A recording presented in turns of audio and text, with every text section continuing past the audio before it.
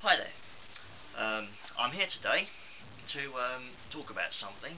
I'm not trying to promote my book today. I've already done that video.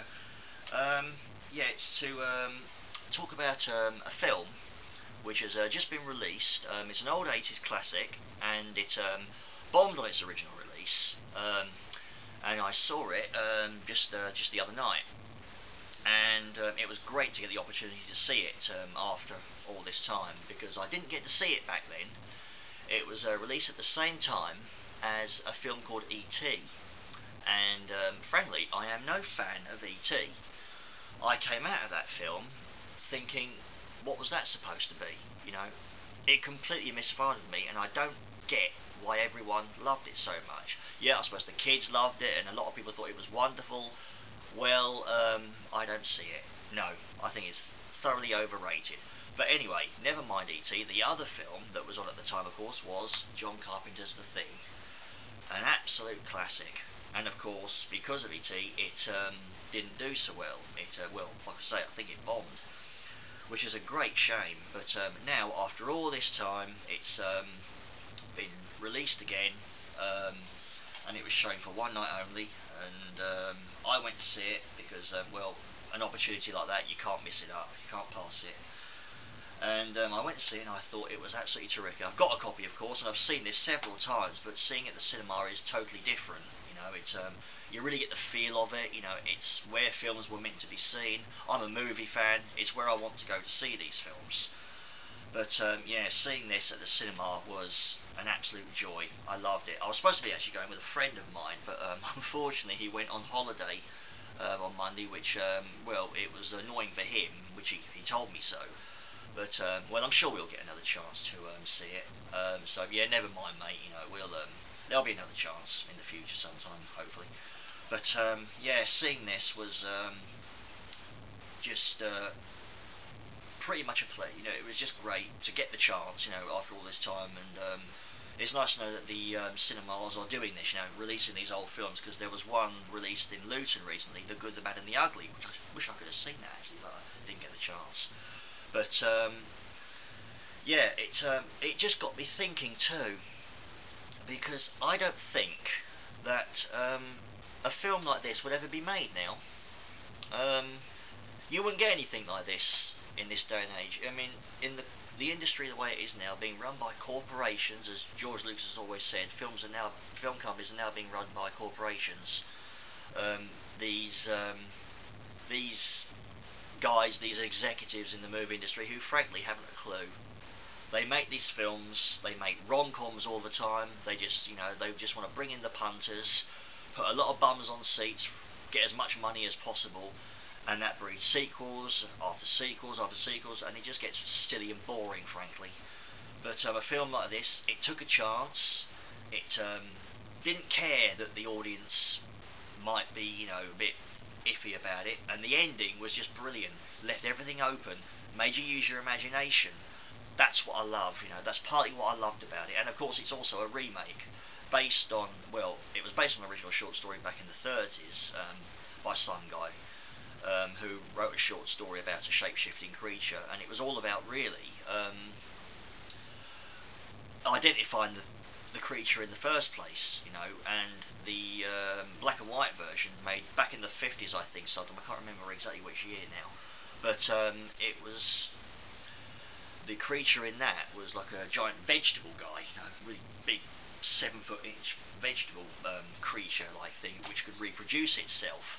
And I do get a feeling that they abandoned the idea of a shape-shifting creature because they couldn't afford to do that kind of thing. Those effects were just beyond them in that day and age. So yeah, that's, I think, I just suspect that that's what happened. But anyway, yeah, it's great that the thing's being shown again, because I'm a huge fan of this. I think it's one of the best science fiction films ever made, and at least it's not underrated, which a lot of really great films are, of course.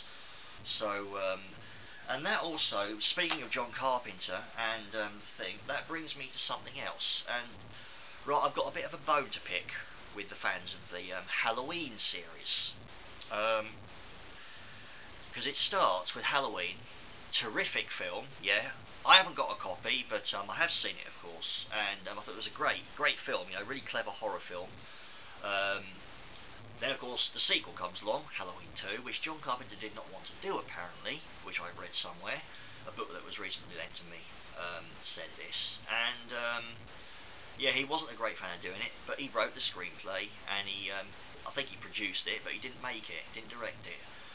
And there was a little twist in it which he wasn't too happy with, but that's all he could think of at the time. And then after that, Halloween 3 comes along. This is the most criminally underrated film in cinema history for me. And I think the Halloween fans, or so-called Halloween fans, have completely allowed it to just fall away, you know? And it just makes me wonder, you know, it boggles the mind, why do that, you know? It's a terrific film. It was an original idea. That's probably why they didn't want to know. But they, the production designer comes along.